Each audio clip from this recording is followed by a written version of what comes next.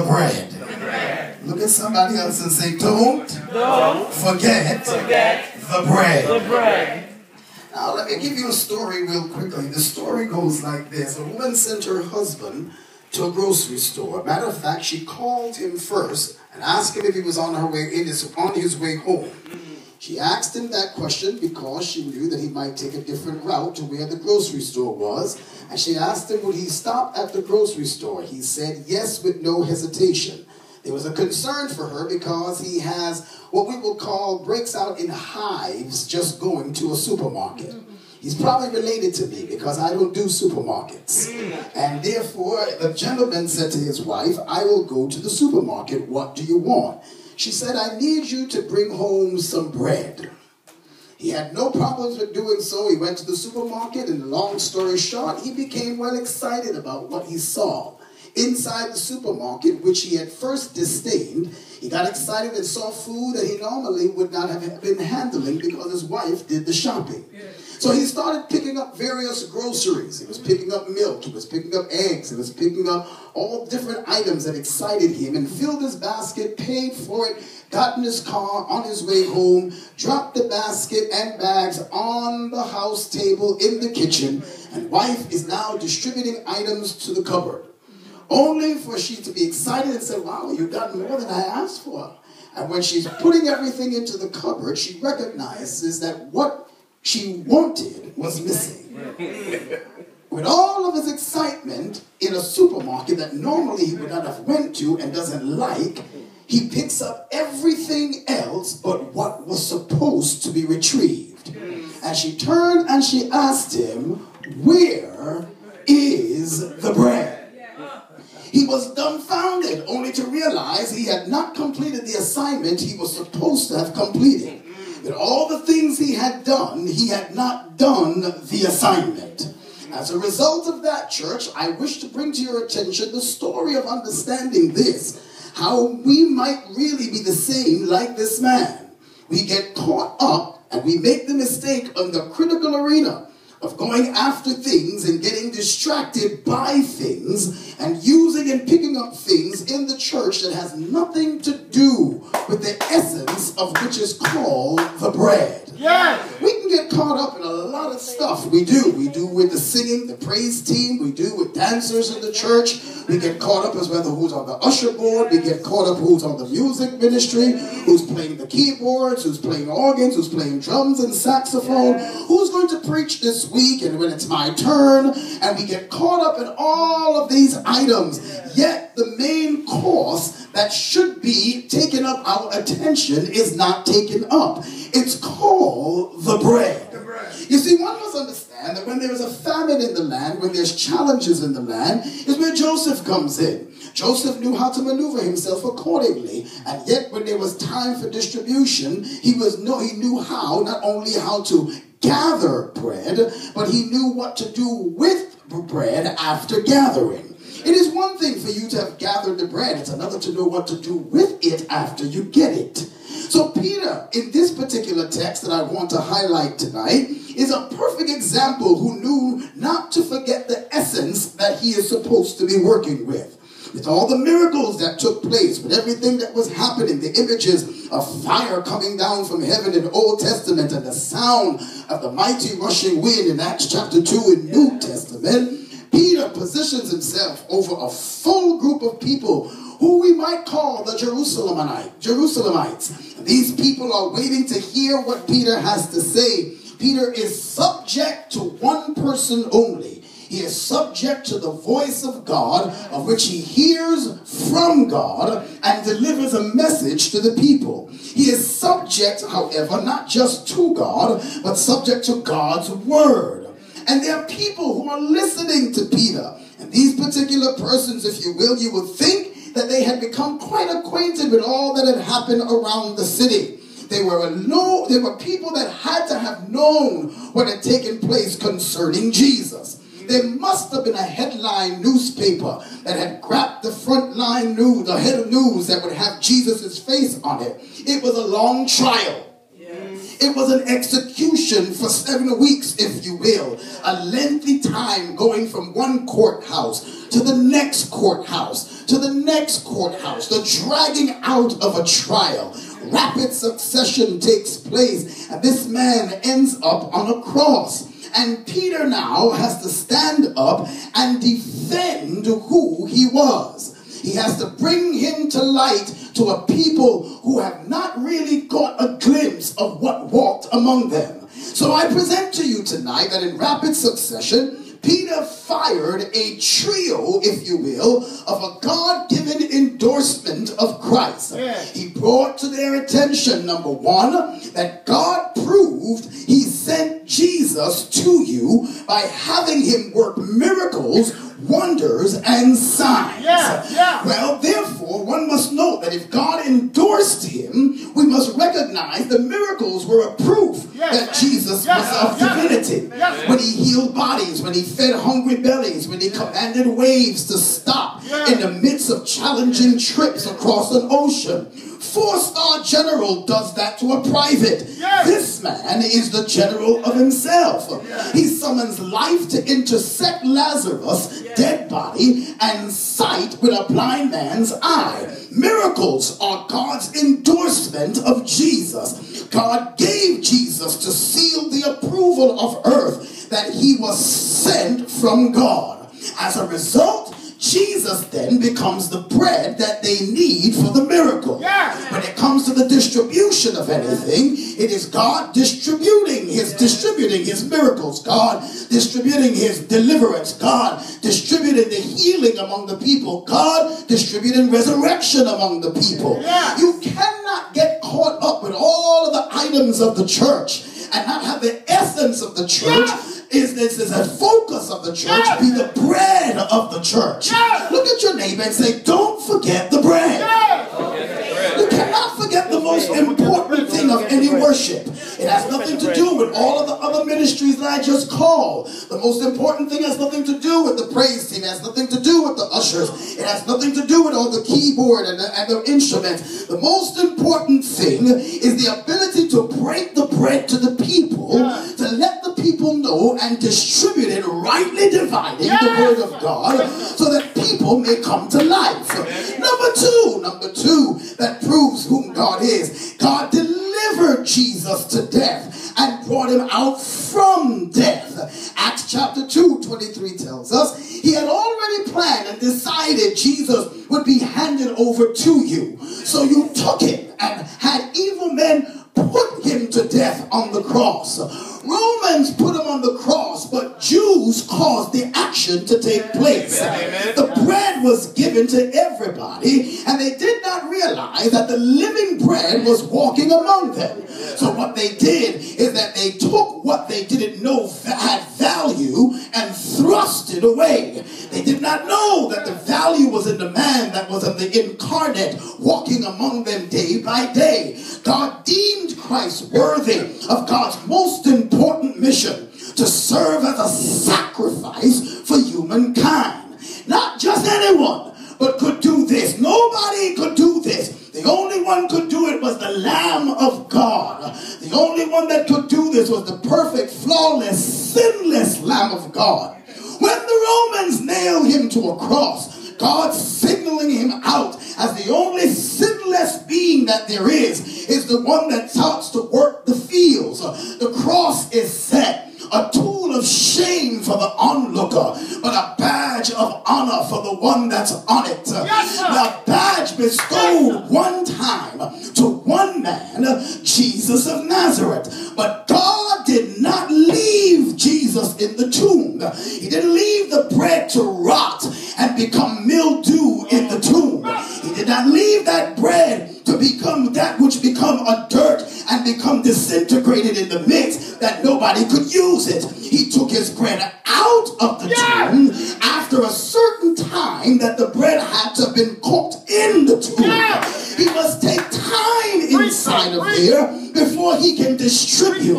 I cannot distribute something that I don't understand the value of until, church, it has brought itself to its ripened factor. As a result of that, I cannot forget the bread. Somebody said, don't forget the bread. Don't forget the most important thing of Christianity. Had the disciples not recognized the power of the bread, they would not have done what was supposed to be done with the bread. Before they recognized the bread, they didn't know what they were working with. That's why they had hung around him with a lot of non-essential conversation. Who's going to sit to the left? Who's going to sit to the right? Who's the greatest among us? Who's most important? Can we be up front? Can we be in the back? Can we be next to you? All of the less and least important things that had to do with Christianity. My collar has nothing to do with Christianity. My vestments have nothing to do with the essence of Christianity. These are the items that are symbols that point me in the direction of God. But Christianity has to do with the spreading of the gospel, which is the evangelistic movement of why God came on earth through Christ. Which means that there's no reason for you to be in church and call yourself Christian if you are not sharing the bread. There's no reason for you to tell somebody you belong to a church if you are not spreading the bread. If there's no reason for you to be in the house of God singing and clapping and dancing and rejoicing if you have not told somebody about the goodness of the Lord, if you've not distributed the bread properly. Because when the bread is distributed, people are filled and they don't look for non-essentials. When the bread is given to people properly, they don't look for other things to eat, because the bread fills them so much that you don't need any other food. Have you ever noticed how bread can fill you up? You eat enough bread, church. I'm almost there. You eat enough bread, you don't want the rest of the meal, because the bread fills you. It distributes itself within the body and holds the stomach as if the stomach had more to eat than it really did. That's because it represents Jesus. I am the living bread. I walk among folks. I make things happen. So number 3, church, is that God endorsed and set Jesus free from death. He raised him to life. Death could not hold the bread down. Deep within the dark sepulcher of a tomb that he did not purchase, but was borrowed. There's no reason for him to purchase a tomb if he doesn't plan on staying there. What's the purpose of me spending all this money to be in something that I'm not going to be in for but so long? Bread is not going to rot up in this tomb. Under no circumstances. I got to get the bread out of the tomb so that the people can eat of the bread and know that the bread would bring life. He spoke to a dead body, his own body, the incarnate Son, with hell's demons on one side and heaven's angels on the other side. He calls himself Rose of Sharon. He calls himself Lily of the Valley. He calls himself Lion of Judah. He stretches his paws, scratches the face of the enemy, kills out the dark kingdom while he's there, and becomes brightness in the midst of a dark tomb. He turns on his own light and he makes it morning time when it's dark in the midst of everybody else's sight. And when people are looking for help, he's calling himself Alpha and Omega. He said, I started this and I'm going to finish this. I'm going to see to it that everybody who has been dead and everybody who's been hungry and everybody who thought that they didn't have enough and wouldn't have enough to eat, I'm going to feed them in the day of famine. That's why David said, the Lord is my shepherd. Amen. I shall not want. What does it mean? It means you'll never have to worry about having food as long as you understand the main course is God's bread, the living Christ among us.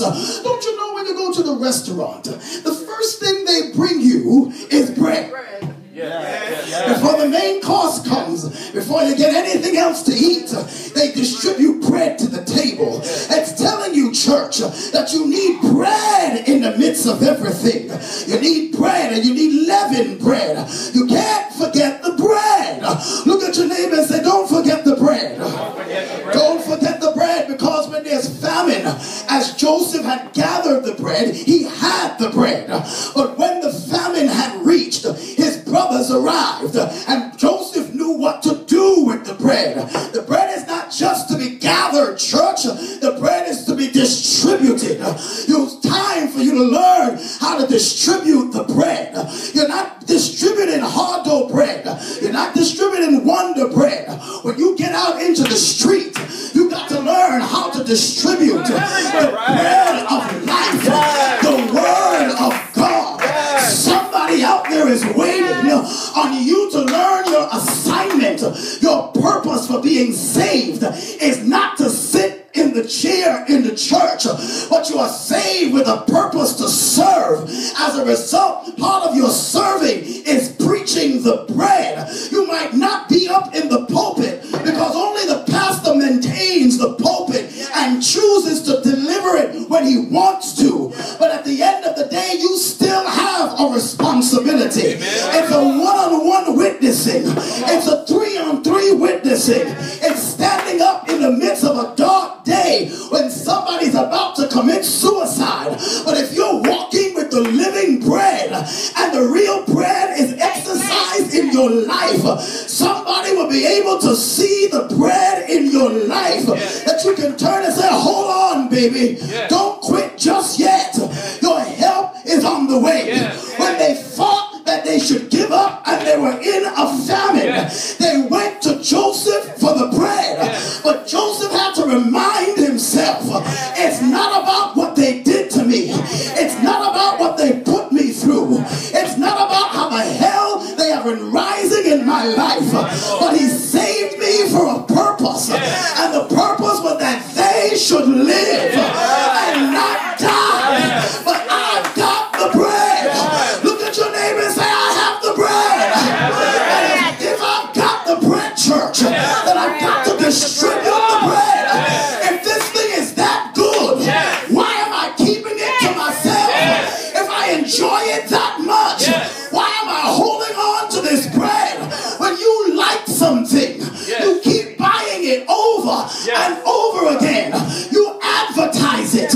You tell people about it. You spread the word that you like this particular thing. Well, if you really like the bread of life, the Jesus you say you believe, then it's time for you to spread the bread. Distribute the bread. Tell the people about the bread. When Peter realized what position he was in, he stood up on Acts chapter 2. He did not get nervous on the folks. He was not intimidated. He stood up and said, men and brethren, I stand to tell you today that what you killed is still alive. The bread is still here. Eat of the bread. Live of the bread. Walk in the bread. But you mean all that I've been through? I mean, bread can come out like that? Yes, because I'm closing on this note. Bread has to go through some stuff. Yes. I promise I wasn't going to get wet. Bread has to go through some stuff before it becomes bread. You don't just get bread overnight. Bread starts with a seed. You got to knead the bread. You got to roll the bread. You got to work the bread. Sometimes you got to move the bread up and down. Flat down the bread. You're trying to figure out what you're going through. You're going through hell and high water. But it's part of the bread process. I've got to put you in the oven before I can distribute you to the world. What you gonna tell people if you've never been through anything? You can't tell me that God is a healer if you've never been sick. You can't tell me God is a deliverer if you never went through anything. You can't tell me God can bring you out of court case if you've never been through some trouble. But when you have been put into the oven and the heat has been turned up in your life, when you come out, church, tell somebody, don't take me out too quick. When you come out, you will be ready to be distributed. I don't want to come out ahead of time because you're force ripe. I don't want to come out before time. Leave me in the oven. Tell somebody next to you, turn up the heat. Turn